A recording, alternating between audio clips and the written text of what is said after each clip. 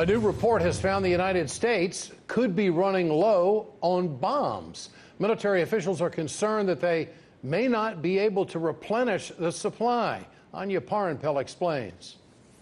The Pentagon's Office of Manufacturing and Industrial Base Policy released its annual report for the House Committee on Armed Services, meant to help Congress prioritize spending.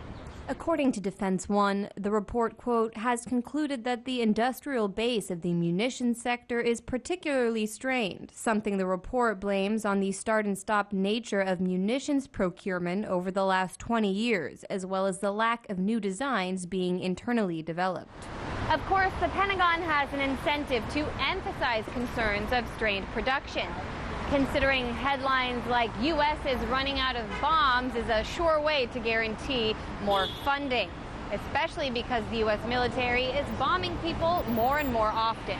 Defense One adds, all this is happening as the U.S. is expending munitions at a rapid rate. For instance, the Special Inspector General for Afghanistan Reconstruction concluded that 1,186 munitions were dropped in that country during the first quarter of 2018, the highest number recorded for the first 3 months of the year since tracking began in 2013. Despite years of bombing, the people of Afghanistan are no safer than before the 2001 U.S. invasion. In 2017, more than 10,000 Afghan civilians were killed or injured in the war for the fourth year in a row. The report also raises concerns about the U.S. military's dependence on China for parts and materials needed to produce weapons.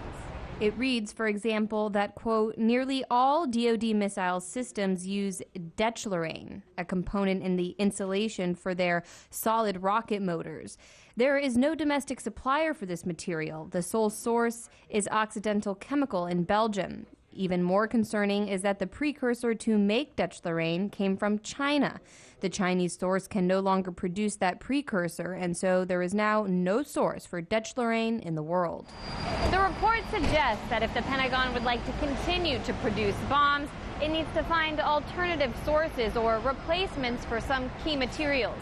Because, of course, it would make too much sense to suggest it just cut down on bombing. In Washington, Anya Parampil, RT.